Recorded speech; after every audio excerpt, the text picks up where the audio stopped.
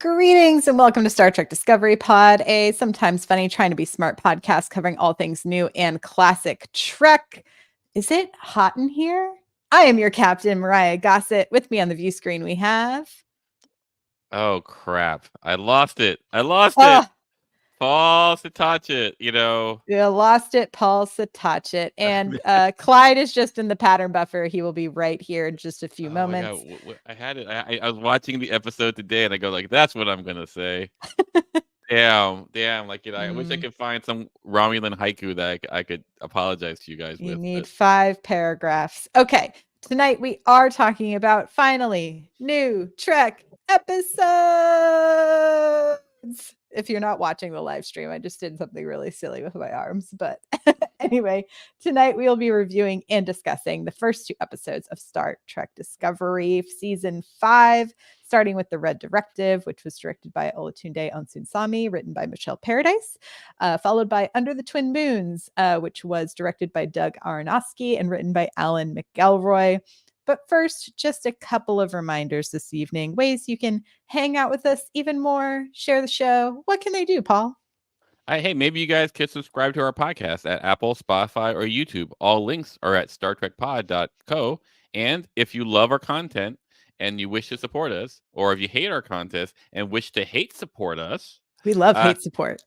consider donating to our Patreon for just $2. How much money is that? $2 $2 per 2 episode. Latinum bars, if you will. 2 strips, not bricks, not Nope. bricks or bars, but strips of gold pressed Latinum per episode at patreon.com/Star Trek Pod. Indeed. And Clyde, how can people interact with us tonight in the chat if they're hanging out live? Well, you can call a friend to call a friend to call a friend, and then maybe someone will know us and they'll have our phone numbers and tell us what you want to think. Or you could just type capital P, capital O, capital D, capital pod in the chat, and we will take a look at your comment, your question, your thought-provoking musing on the episode. And then at that special time, we will ask you to simply type capital H, capital F, capital HF for your overall thoughts of the episode in which we are discussing at the moment. Indeed. And I think guys, it might be time to go a little old school, a little revisit, maybe a view into the past for us to remember that we're working into the future. It's time for some breaks. Man, that deep V never gets old. The deep V never gets old. It's time for some hot freaks. Clyde, what did you think of this? Let's go ahead and we'll do episode by episode, so that way, in case people haven't watched the second one yet, we shall keep our spoilers to just the first episode here. What did you think? Episode 1. We've got to Trek, and I thought it didn't disappoint. I thought this was a great way to jump back in after what I think we all talked about kind of in the rewatch, a pretty like deep, meaty kind of previous season. This felt like, hey, we're jumping back in. There's some action. I mean, it starts right out of the gate with like Burnham hanging on to the side of a starship while it's trying to go to warp. You've got like a lot of stuff happening. And so that was like, oh, okay. This isn't your slow open with a walk down a corridor in the middle of a starship. We're going to jump right in. And I was along for the ride. And so I think we're just warming up with this episode. You got some introductions of a few new characters, and already you got a dilemma of, do you chase the bad guy? Do you save the people? All in all, I like this first episode quite a bit. Nice. Paul, your thoughts? I feel like we've entered the Chris Pine era of Discovery. Yeah. This is exactly what I suggested to the universe that Discovery should shift to in season 5.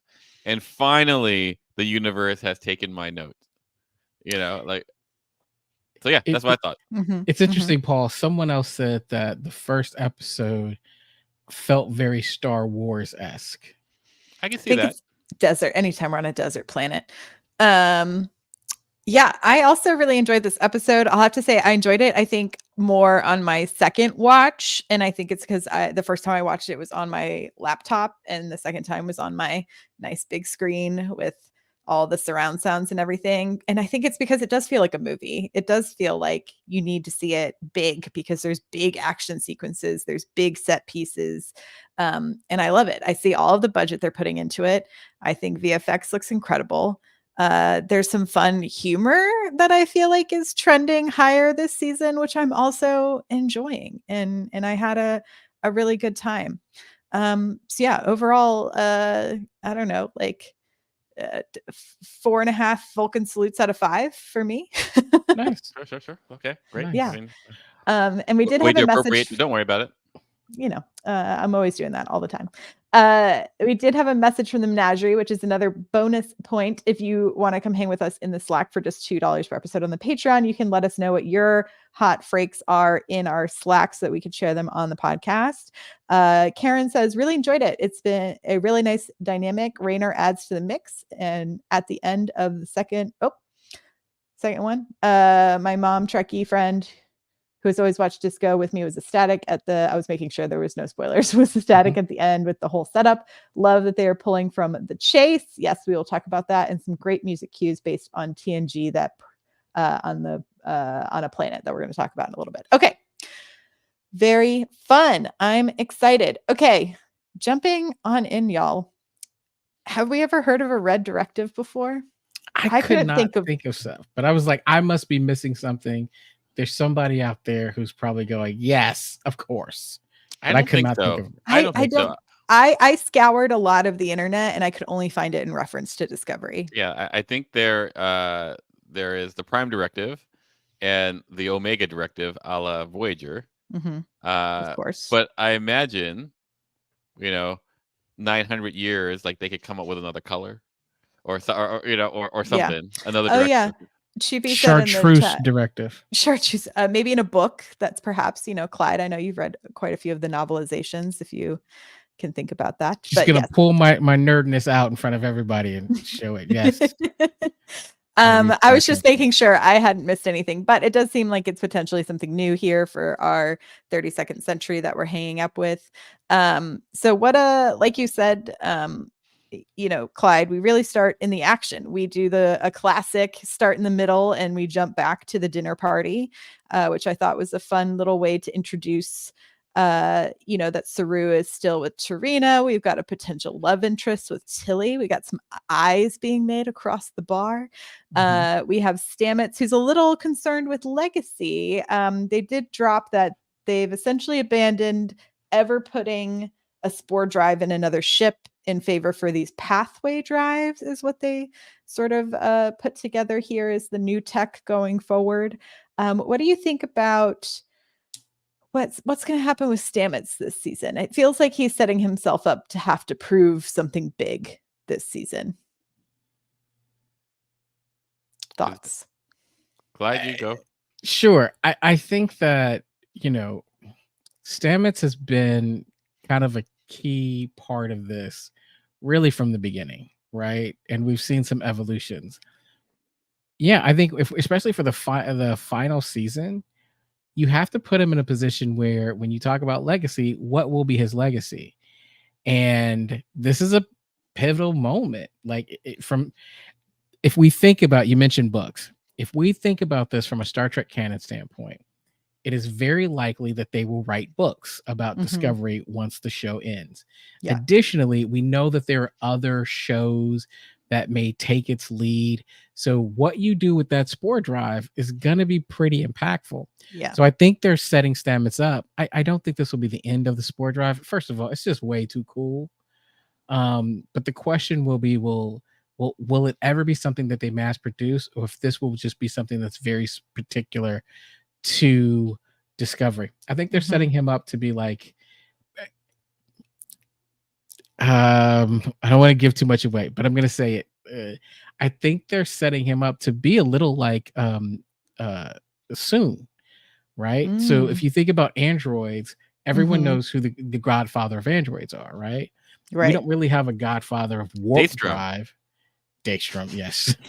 But I think we could be setting Stamets out to have that type of legacy when you think about, starship travel. Yeah, I think it's also interesting that, we're kind of setting up that, spoilers to the end of Ep 1, not getting into Ep 2, but it is like the idea that the progenitors have created this technology that no one's ever interacted with before. It feels ripe for a Stamets interaction when we're talking about tech that no one has ever interacted with before. And I think that'll be really interesting. I wonder if their tech is how he solves the navigator issue with the spore drive. That it's something that if you think about the kind of what we're ultimately talking about is like DNA and everyone being connected. So if you haven't watched The Chase, it's interesting. It just shows that you've got this race that has seeded the galaxy so that every race, whether it's Klingon or Romulan or Cardassian, that we're all connected. And so if you think about it from that standpoint, that type of research could unlock the difference between, Myrriah U versus a Stamets versus a book being able to navigate the ship through the mycelial network. Oh my goodness, do I feel like a dork? I mean, but it's interesting because we know that Book doesn't need any genetic modifications to run the ship. So then there is that potential seed of like, from our evolution based on the progenitor's design, if we're going to go with that methodology of how the universe came to be, then like that is very interesting to ponder. Anyway, I will ponder. I have some big questions at the end I want to talk to you guys about because I think this sets up some big questions to ponder philosophically, so we can get there. But we do kind of jump right into some action with Locke and Maul, which is, I was like Lock, Stock, and Two Smoking Barrels. Like that's like the vibe I got from their names. But what did y'all think of the introduction to Locke and Maul? And then did y'all notice that when Locke takes off his helmet, that his face like reformates into a hardened face? Did y'all notice that? I missed that. He like almost looks like he goes from a hologram face to a hard face. And so my question is he actually a hologram? Probably not. Something's up. His face gets weird. Yeah. No, I don't know. As far as what I thought of them, I'm a little concerned. I like them individually as character, not individually, but as like characters, but like as the big bad for season 5, they feel a little like the scale seems a little small to me. Yeah, and I don't know if they are going to be our big bag or if they're just our antagonists for this first few episodes. So that's why I don't exactly understand. Like so there you go.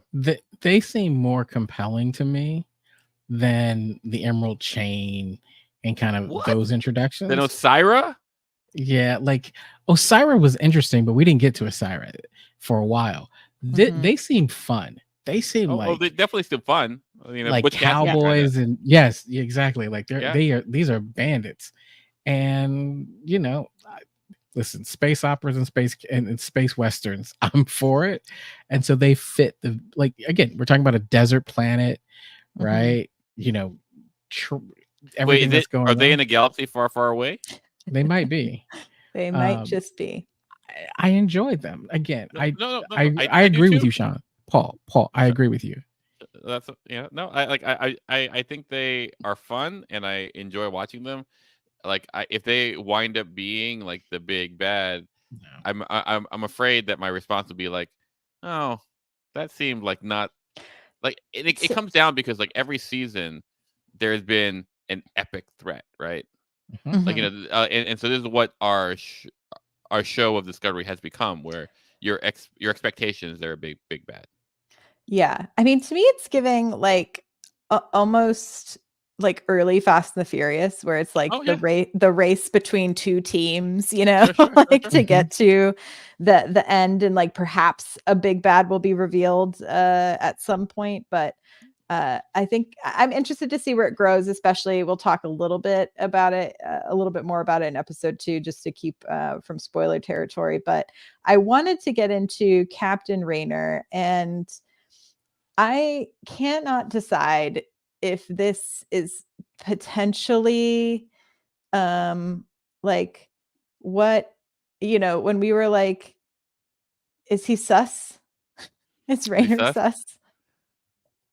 That's I think he is just like he's boomer as hell. Right. Like I get that he's Yes. supposed to be the opposite, but Mhm. I have like major questions, and maybe we'll talk more about it in 2, but I'll just say some red flags came up for me, and I'm a little suspicious, if you will. Yeah. No, I- I feel like yeah. my name's Clyde. I feel like he's a little bit like Shaw, where A where little misdirect. well, I mean, like he's gruff. He spent 30 years pre-burn. I mean, Yeah. not pre-burn, like Through the post-burn, burn. and like in life was just very different. Like he has burn trauma. And they talk about how Starfleet was different back then. So like and they and I can see why he could be just more about the mission and less about the people. It's hard for me to comment without getting too far off track. We can talk about more in 2. Okay, I'll come. I want to come back to that because I have some thoughts, but I feel like we're not there yet. We're not there yet. Yeah. But For this, he's gruff. Like I like the word. He's gruff. He's impulsive. He has a very direct view that may or may not be PC and well thought out. Oh, Keen says, "Oop, hang on. I read a novel about Raynor in the pre-disco era of Starfleet. That's interesting. Oh, I would be interested to get some more details on that. So we have like our trio. So Book is back. Not spoiler alert. We're talking about it. So Book is back. He comes onto the ship. I have to talk about the hallway conversation, which to me was like very like, oh, we're talking about getting like back into the groove of a mission, but the eyes are saying, are we getting back into the groove of each other? I mean, I look at it this way: how and why you break up is important, right? And it felt like that didn't need to be a true breakup. I mean, it was like a big fight. It was a massive fight. Like at the end of the day, he felt really passionate about something that she felt opposite about. And he made some questionable decisions that jeopardized a lot of people. Right. Based on that. But this is like somebody who's very corporate being in love with somebody who's an environmentalist. Right. Like the classic tale of the Exxon CEO and the environmentalist, right? And the Greenpeace, and the Greenpeace protester, yeah. And so I think when they come back to it, they're like, "Well, look, at the end of the day, I really do love you." And it's like, "Well, I love you." And what you're talking about is the Exxon president who realizes, "Hey, maybe the way I've been looking at the world hasn't been. They're trying to make amends, and so if those beliefs aren't standing in the way, why not reconcile?" Right? It's not like somebody cheated on somebody or talked about your mama or anything like that. Let me give a hypothetical, Clyde. Let's Ooh, say I like hypothetical. I understand. But try like so. Here we go. Let's say that you and I have a disagreement, and Yes. let's say we're going to lose all our Patreon for this can't happen because like it's just growing and growing. But we're going to lose all our Patreon. I go like, hey Clyde, like let's produce let's try to talk to our Patreon people. And you are like going, oh no, we should do this one thing, but there is a risk of killing all our Patreon people. And then I go, no, Myrriah, let's vote. And Myrriah goes, no, I think we should go with Paul's thing. and then you do it anyway, and you almost kill all our Patreon people, and I'm able to save it. Do you think there's going to be a rift between us? Well, here's the thing. The question is at the But end. were y'all in love at the beginning of this? 'Cause that's Right. the other question. I've Well, I love always Paul. been in love with I love Clyde. Paul. Always, I like always. it's like anyway. But here's the thing. The question, Paul, is would you forgive me if I didn't kill all the Patreons, and I come back and I go, Paul, I should have done that. I was over eager and passionate and wrong, and I am now trying to make amends. And so I'm out there and I'm hustling and I'm trying to get more patrons. Like if I'm doing that and I come back and it's Rehabbing like, all the patrons. yeah, I'm in there talking to everybody, and I come That's back right. and go, Paul, can I come back on the podcast? No. Like, No. What happens? Like you stop talking to me.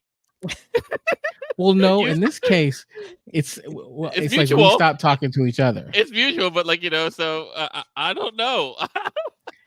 I mean, maybe maybe I'm worried that you're just not gonna see me the same way. and per Burnham, I'm gonna say to you, Clyde, I don't know how to be around you. I mean, it's a relatable line. I No, get it. It is. It's like I've been a critic of of Book and and Burnham's relationship from the beginning, but this episode was like, yes, this is exactly how it would happen. Like Burnham's gonna be weird about it, and so is Book, because their individual choices had trillions of people, and so how do you hang out with someone who goes hey, I rolled the dice? It's gonna be weird. But here's the other thing. We got to be honest about this, right? Like, Yep. that's a real easy stance to take when you're away from somebody, and you almost prefer I'm not gonna be around you. Then you show up and you see whew, Sonequa Martin Green. Okay, I'm not really that mad. And I get it. That's why I feel like this episode is probably my favorite episode for their relationship. Yeah. It's the most. I go oh, this is the most subtle and and real. Just when she's going I should have called. It felt so real. I was going that. I go, yes, that's exactly how it would happen. An avalanche comes at you. You throw your starships into the sand. Into the sand. And then you go, I should have called. Here's the thing. It was missing. It was missing this. It was missing her going, I should have called. That's right. That was that hallway scene when she gives him the up and down, and she's like, I don't know. In her mind, she's thinking, that man is fine. When Book and when David Ajala and Wilson Cruz are on screen together, it's too hot to handle. It's too much hotness. Different show. It is, but I saw them on screen together when they embraced, and I was like, ooh, they're attractive. I look when I see him on screen, I think I need to shape up my beard a little better. I gotta get. I'm not get into it. I gotta make sure I got my beard product right, because they're doing it. They're showing me what I need to do. I need to pay more attention. They're what you call it. They're modeling for you, and yes. Yes. Speaking of love, I wanted to talk a moment about Tilly's little crush, little situation. Tilly pulls. Tilly pulls, but she doesn't know how she reels the fish in and then doesn't know how to take it off the hook, because I was like, oh, Tilly, I have also been there when you're just oh, I'm a little tipsy and I'm into this person, but I don't know what to do next. Oh, just kidding. Bye-bye. to quote a person I shouldn't quote, as in Jamie Foxx, just blame it on alcohol. But I'm wondering if this is a preview of someone we might see more in the Academy series, because he seems to be potentially another professor. I need to look up his casting and see if he's a big CW person, because that usually do we know that it takes place in this time frame? They did just confirm it takes place in this time frame. Okay, cool. Yeah, so we're in the 32nd century. So they seem to be doing a pretty good job of trying to tee that up a little bit. But I'm just gonna say to this guy though, I got my eyes on you, sir. And if you break Tilly's heart, we ride it, Dawn. I'm telling you, I'll come find you. I hope he breaks Tilly's heart. Because because I want to see Killy. Oh, Listen, you know how I feel about Like Killy. I adore Tilly, but I love Killy.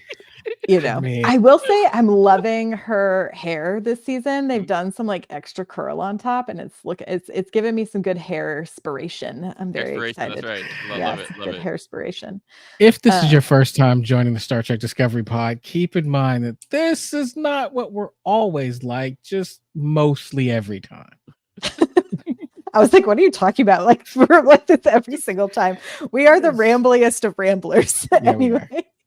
Anyway. We get into this desert planet. To me, it was interesting that we are in a metaphorical sense ending where we began, because the first episode of Tatooine. Disco was on a desert planet. Oh, nice job there, Myrriah. Very good. I was like, I was trying to figure out what desert planet it was, but because it's so far in the future, I was like, is this the planet because they let the water come out? Is this the same one? That would be really cool. That would be cool. I could not confirm that though. We get into the marketplace and we come upon a synth named Fred, which I found pretty amusing. Unfortunately, he, gives Maul and Locke exactly what they want, which is getting into the box, and then he pays the price for it. My big question though is, are synths warm? Because I when don't they know. come in, Burnham's like, he's still warm. They were just here. Are Like- synths warm? Like I don't know, but like he's probably like a what you call it. Let me put it this way: do you think Gray is warm? I don't know. I Is would. Picard warm? Yeah, I would have think. so I many would. I would questions. think with I the think model. you'd have to be. Yeah. I think as you just make it that But way. Fred have to is be. like a Data era. But Or lore. I'll give Paul a credit. Could be a lore model. it's like I would say that like it is unlikely, like at the very earliest he would be like at the late Picard Right. Picard season 1, right? And so Picard season 1 you had Soji. yeah you had basically synths who could Mhm. pass as humans, and those who choose not to or whatever. Right. So those were models post Data. So I would say like it could easily be that there were, and there were computers do get hot when they're running at full capacity. and I will say, and this is just me being a little obvious, he was shot a lot of times with A lot of times. He was For shot. no reason. Like so I could imagine that there might be some heat from like a phaser blast or 10. Mhm, see, mhm. you gotta watch that Maul, because you mess with his woman, he gets like hot, and like he was ready to unload the clip on dude. Just That's right. Locke was not having it. No.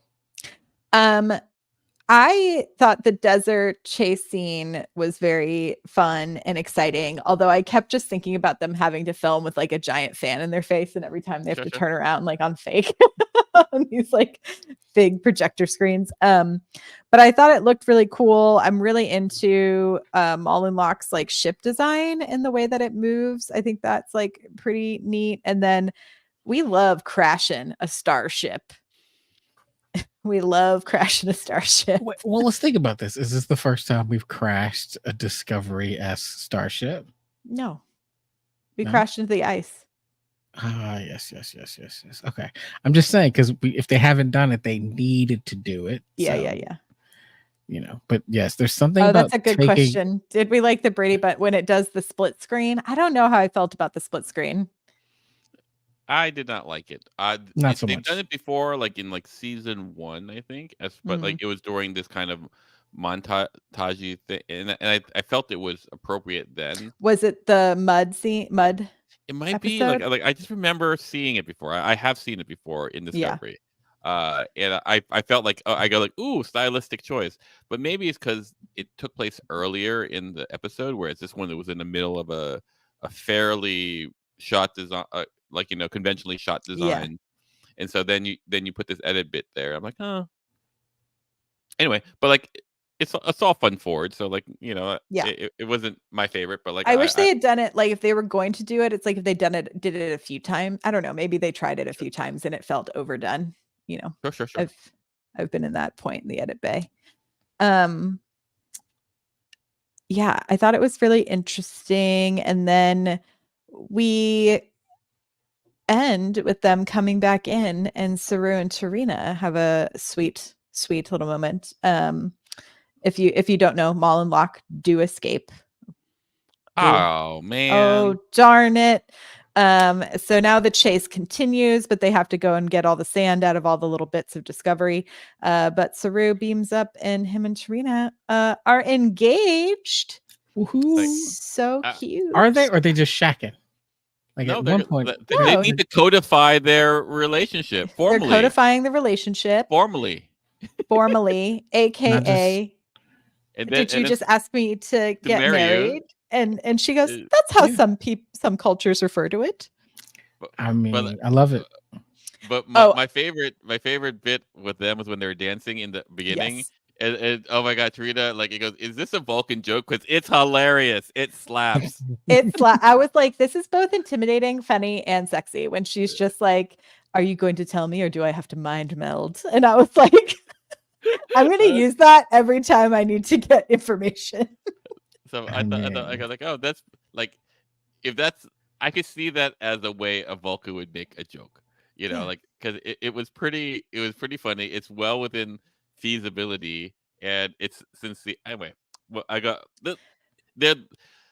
feel like there were very subtle character moments in this episode where I go like, oh, you really cared about the characters and their relationships. Yeah.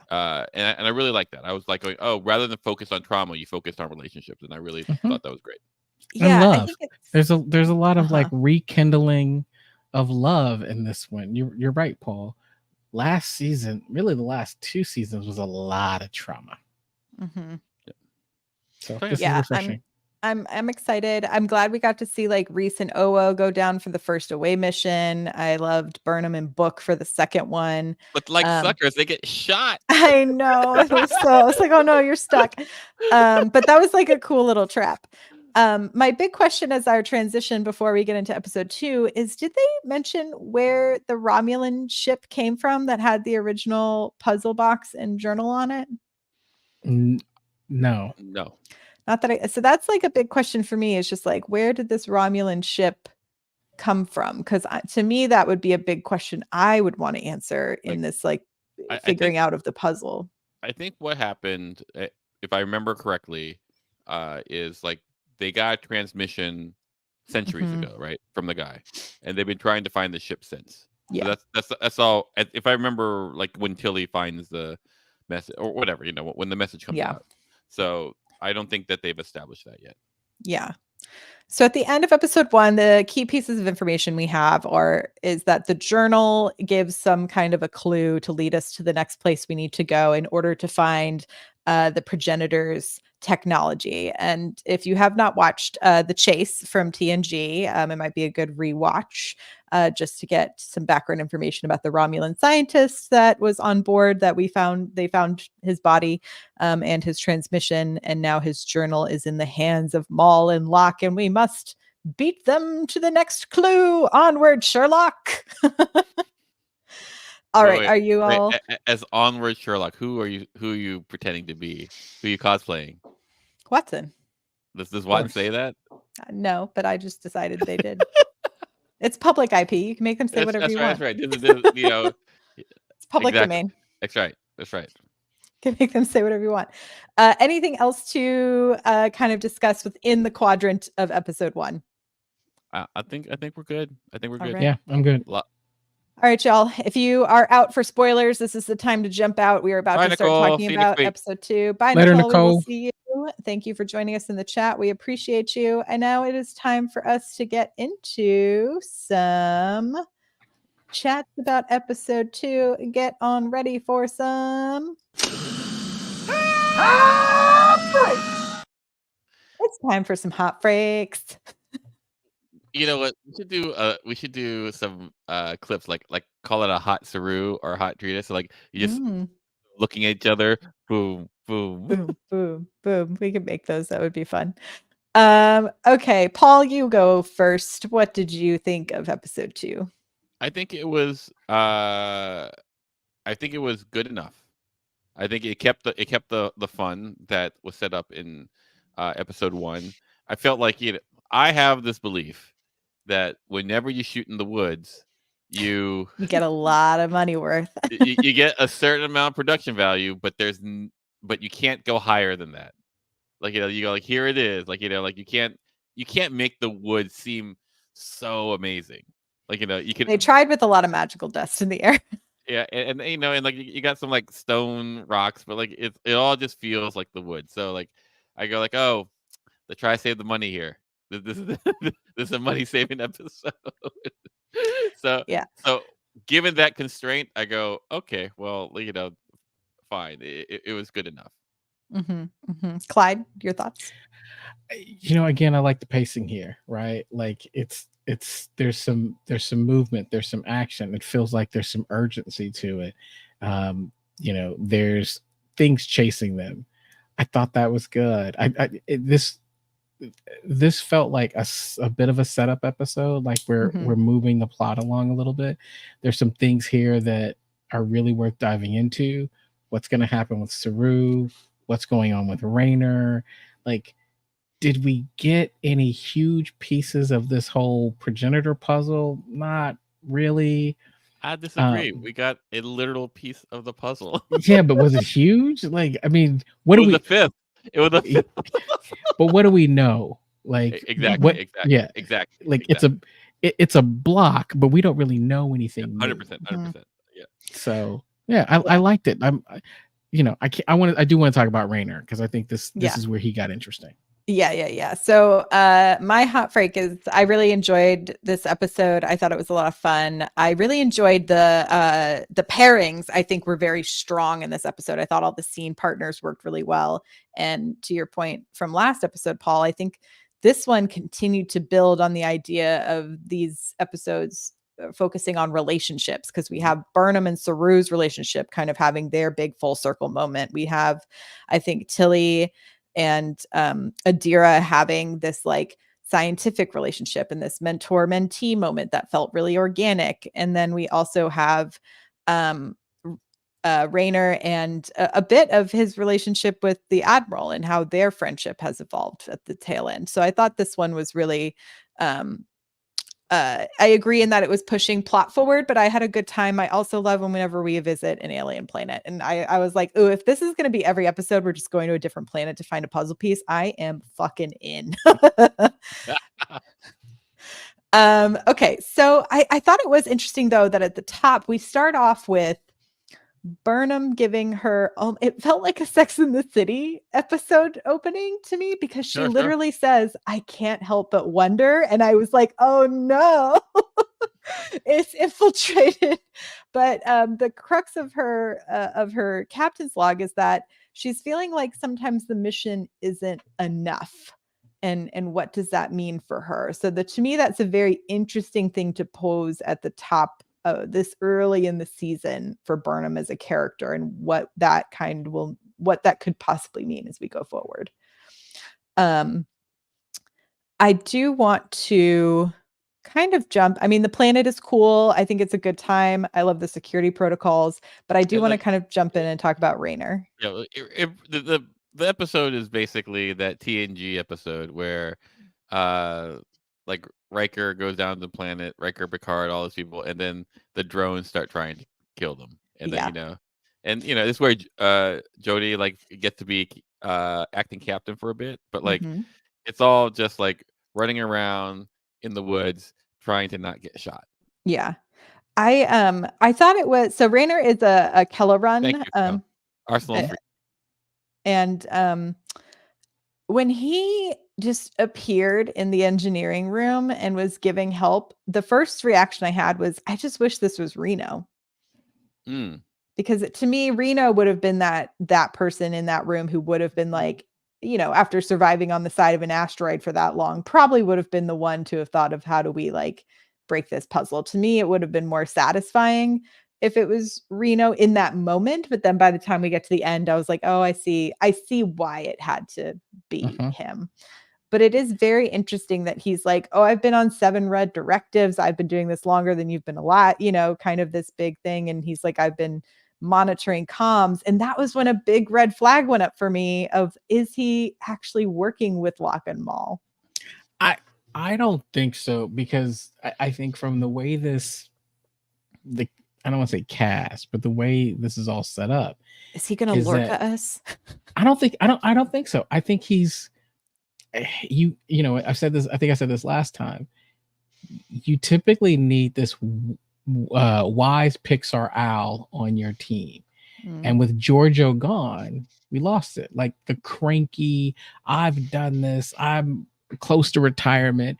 I'm not here to do it, but I'm here to impart this wisdom and experience, because everybody on the Discovery team is brand spanking new. Like they're just young, right? If you think about it, you don't think about him.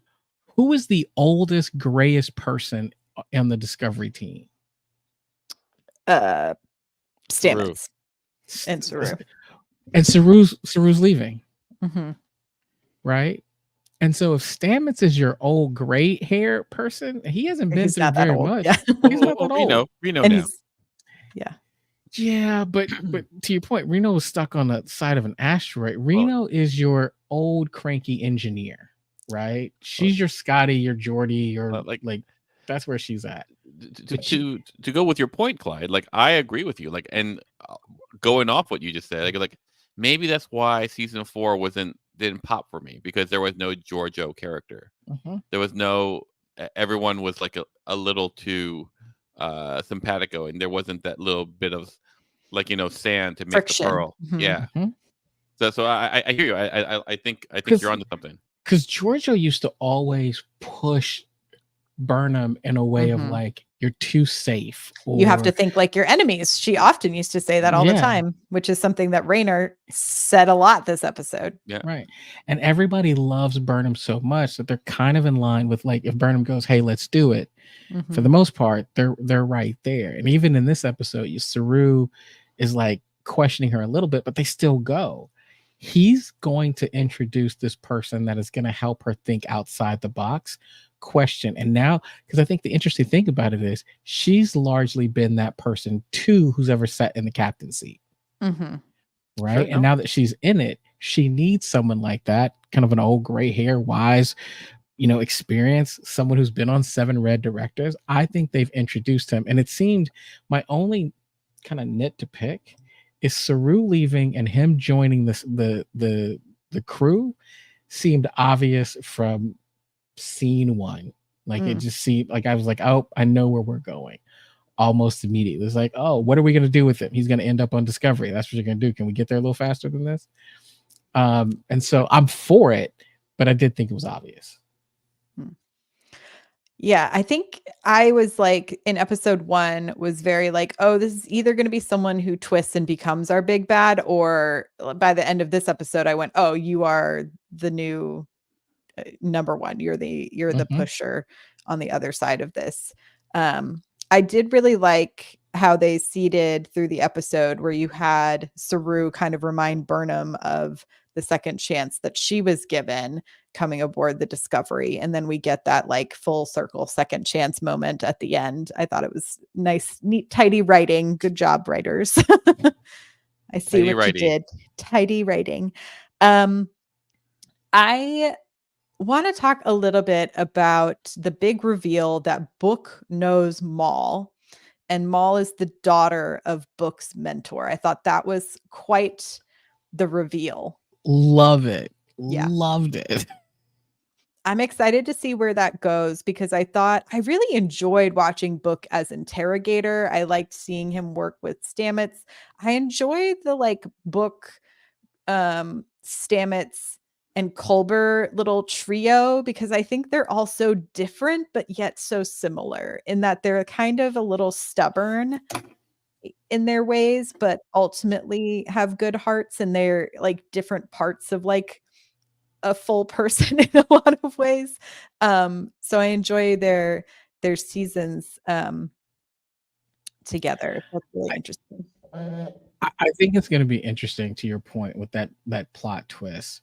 the question becomes, by the end of the season, does Locke end up as part of the Discovery crew? Because Locke or Maul? Locke, right? Lock the No, or green guy. Maul. The Yeah. Maul. Sorry, Maul. Darth or Star Trek.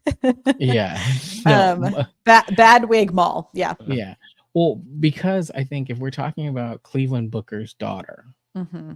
and that relationship to Book, it brings in this whole idea of she's a good kid who lacks purpose, but is really, really talented. And with a little, reformation, she's going to be an amazing, like, I wonder if we get that. I'm just kind of curious. I'm not necessarily making a prediction yet, but I can see how it could turn from bad guy to crew member. Because she definitely gives the vibe of like Locke is way more into her than she is to him. Like I got that vibe pretty right away. And so it would be interesting to see if she ultimately splits from him, and that's what like drives him to be our big bad of the season, where he's the one who's like, I'm going to use the device to take down everyone because now I am sad. I'm a sad man with a broken heart. I like that. You're right, Myrriah. He's thirsty. He's crazy thirsty. Yeah. When he's just like, what do you say, babe? Why don't we just get out of here and live long into the stars in a holodeck for 2? And she's like, no, we're going to go get the big prize. Like she's not interested in whatever happy little life that he is thinking of. She's like, I'm ready for something bigger than all of this. Well, it's like he wants more than this provincial town. She is giving Bell. Jay asked, Locke isn't Cleveland Booker. I would hope not, because they're in the preview, not as a big spoiler, there's scenes of them kissing, so that would be a little weird. If that was her father. I'm very interested in Locke and Maul's like little backstory.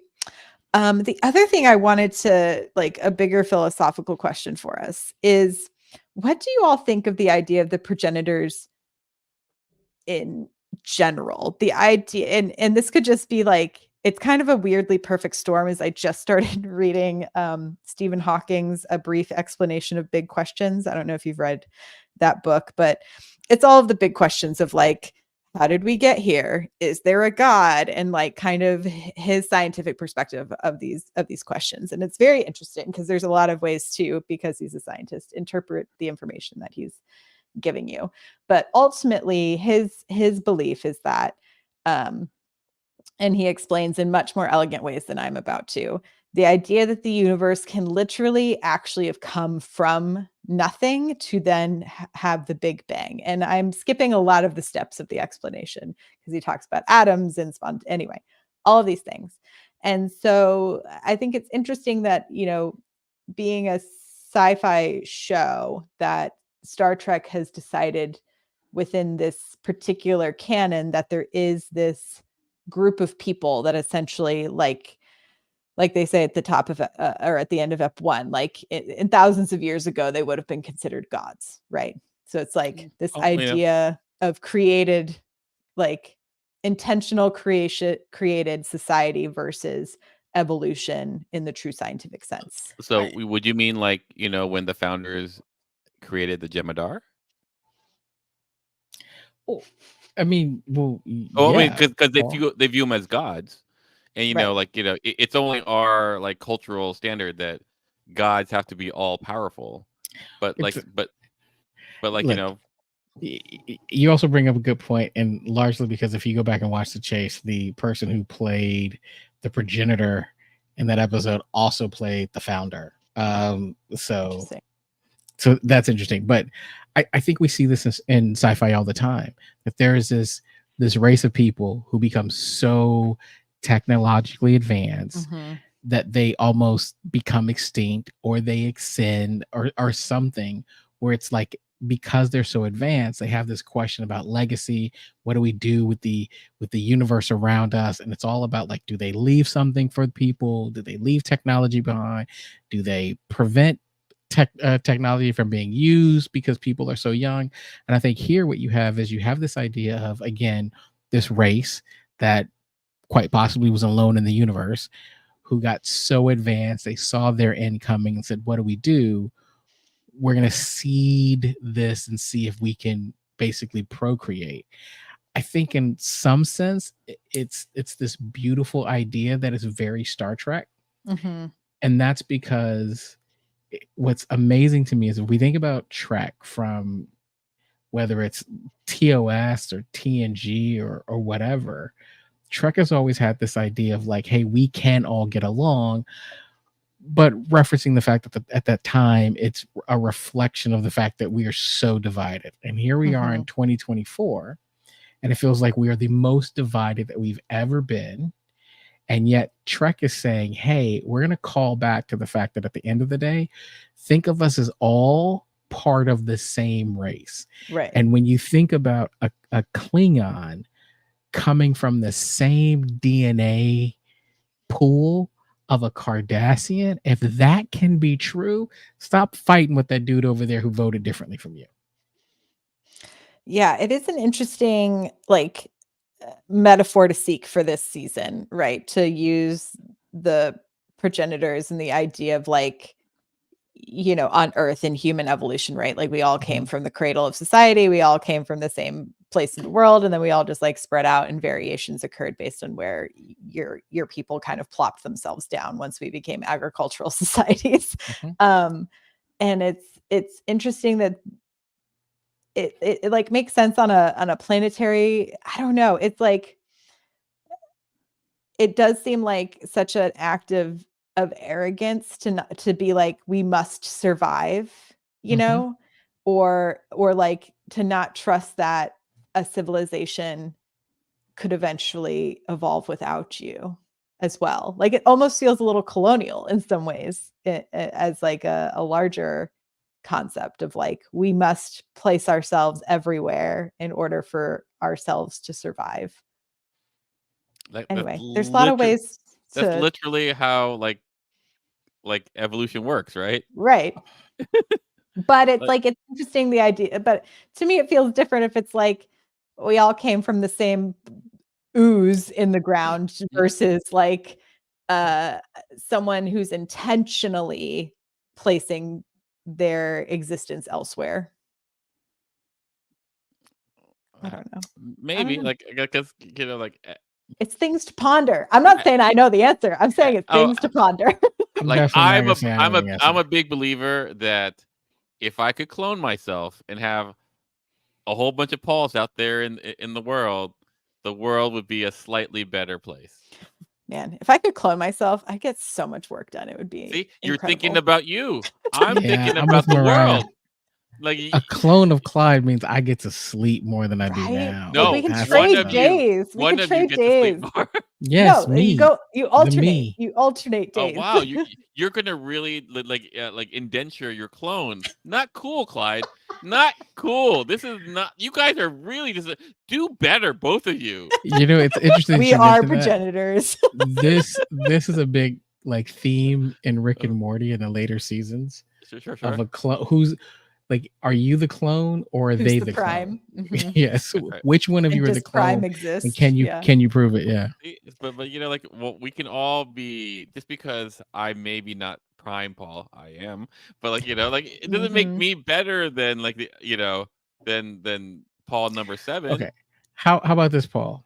Yep. If I had a clone, we both would get to sleep more because we're only doing half of the work that this Clyde is currently doing. Wow. So if you had an extra you would only do the same amount of work that you do. Not cool. Your kid deserves more. Your family deserves more. The world deserves more, Clyde. Come on now. Be better. All right. I'm not going to win this conversation. I'm out. All right. To get us back slightly on track, I wanted to talk about, I thought the moment between Saru and Burnham in Saru's quarters at the end was very lovely and was such a beautiful parallel to his Vihari moment. And we also got to see Saru do his little darty thing again this episode, which is very exciting. We also got fast running Saru. We really got the Saru hits this episode. Right. We got action Saru. We got the full on action figure Saru Yeah, with the kung fu grip and everything. He had everything. It was great. he came with all the accessories. Yeah, so I mean, if you think about it, you got the quills, you got the running, you got some wisdom, you got a little romance, you got full on Saru. You got the vision.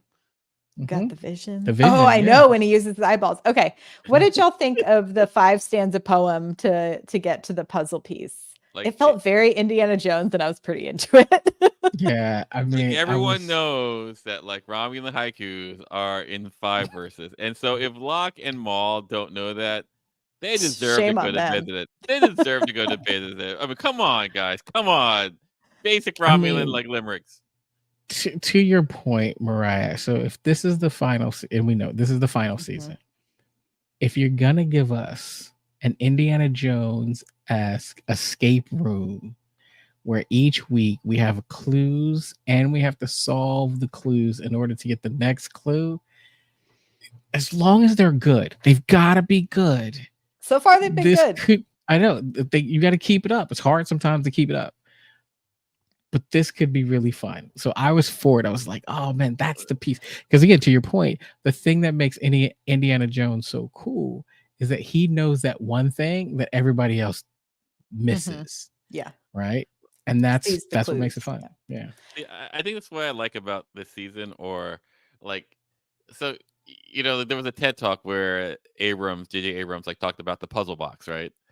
And so like, I feel like Michelle Paradise must have gotten like, okay, I'm gonna make a literal puzzle box. Like we need to be like more like Abrams and do the puzzle box thing. And she goes, okay, how about this?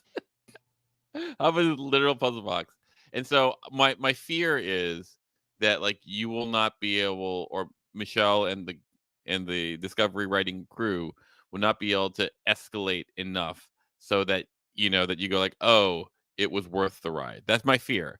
But I always fear when you do puzzle boxes like this, like, you know, like Battlestar Galactica, you know, they wrote themselves into a corner. Lost, they wrote themselves in a corner where they go like, okay, now we have to land this. How do we land? I don't know. Like, you know, so my hope is that they connected back to what I want, because I gave 2 notes. Be more fun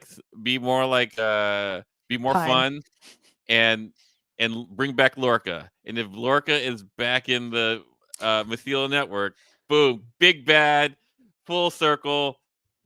Let's do that. Let's make that happen. I guess here's the thing.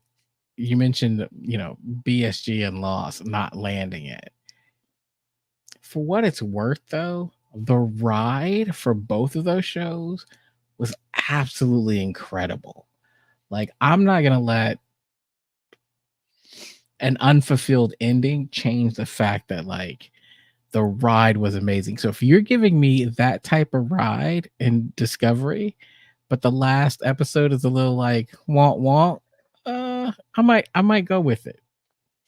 Like I don't know. Like I feel that like I put my trust, like, you know, here's the show that like lands well, Breaking Bad. You know, Breaking Bad lands well because, like, you know, like because they knew where they were going. Like, but was that a puzzle box? Well, I mean, like, you go like, how much more can this go? But if you keep on asking questions, there's a part of me that goes like, oh, you're just sustaining you know, like, mysteries are only mysteries when there is an answer, not when there is a question, right? When just a question, because you know, like, you can ask a 4-year-old, they can keep asking a bunch of questions, and I think that the one difference with this is that it's not just a question, and you're building it on canon, right? Yeah, sure. Yeah. So I think that there's when you think about whether it's TNG or even some of the things that we've seen in like a Picard, where the Romulans have a different relationship with the Federation, I think you have an I think there is an answer. I'm hoping, I don't know, but I'm hoping that this team has come to this with the answer in mind and are working the puzzles back from that answer. Me too, brother. If I were to be really cruel, if I was really to be cruel and then go like, oh, well, like that progenitor technology, you know, to make living things, like I don't know. It was a big deal to this guy who's dead 800 years ago, but we're 900 years in the future now. We make matter do anything we want. You Yeah, know, like maybe at the end they get to the end and it's just obsolete tech. yeah, you Wouldn't know, It's it be like kind of finding funny? it's like finding a first generation iPod in the exactly, sand. exactly. Like it's literally possible because like I don't, like because like the Dominion has done this. Like Mhm. it's actually not that hard to create life. Like, Okay. Crazy Myrriah prediction time. okay, yeah.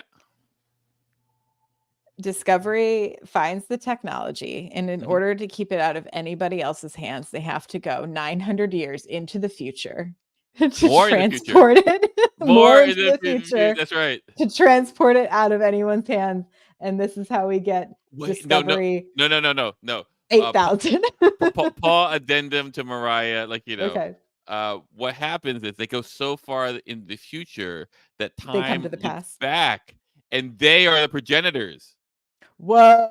Oh, That boom! was a good one. I was gonna go somewhere different and go, in order to keep it out of the hands, they have to go 900 years in the past, Oh, and and they they're go back back where they start, and they go back. and they Okay, put it on that spaceship to then float into space for the that's right. next 800 years. So yeah, no, it all works or it doesn't. Like I'm optimistic. I'm watching it. Yeah. Like it's not like I'm not watching it. I'm watching with hope. I can be afraid. I can be afraid. I've been hurt A little fear before. is good for everybody. That's right. Yeah. Um, anyway, I really enjoyed these first 2 episodes. I'm excited for the next batch. Next week we are diving into Janai. We're going over to Trill, which I'm excited about. I enjoyed the Trill Planet episode last time. Anything else y'all wish to talk about for this opener? No, but I think we did a good job of discussing how we feel about it. I would, yeah, I would just say I'm hoping that we get a little bit more ensemble. Hmm. Yeah. Right now, it's very Burnham heavy. Like, we haven't, like, to your point, Owo had one scene where, in that scene, she basically got frozen into Jello or Yeah. placed into Jello. Okay. And what about poor Reese? Like he's barely Poor on screen Reese. anyway, and then boom, he gets shot, frozen. He's not going another way mission. That's it for him. He's benched. At least Owo had like had that big MMA fight like in 4. Like she's but gone. Back on Yeah. the bridge. I'm hoping we get some ensembles, because there's a lot of things there's a lot of people that you can do things with. Whether it's Reno, I'm hoping that maybe Mhm. we get a little Adira with the Trail Planet. Yeah, I'm assuming we're going to see Gray next episode. Yeah, there's a lot we could do here, so I'm excited. Indeed. All right, everyone. Thank you so much for joining us. If you're here in the live stream, thank you so much for listening. If you're listening to the audio episode, we also appreciate you. Please join us over at the Patreon if you can. We're having a good time over in the chat, so you can leave us a message in the menagerie. You can join us for some watch-alongs, chat about what you thought about this episode. You can also find us on Twitter and on Instagram at Star Trek Pod. Do y'all have anything to plug or promote? I got nada. I would say we really are having a good time in the Slack channel. So again, especially for you, our audio only listeners, come on over for $2 an episode. We'd love to hear your thoughts. Great opportunity. Drop us a note and message from the menagerie so that you can participate in your theories and your thoughts and all of those things. So come on over to the Patreon and hang out with us. We're having a good time. Indeed. And my final question to you all is, they put it up on the Star Trek social media. Who would you want to go on an away mission with? Mine was Mariner. Mariner, interesting. Huh? Who like on an away mission? That's like what are the parameters? Because it depends. Well, so the thing they did on social is you said who you wanted to go with, and then they gave you a mission. Oh, interesting.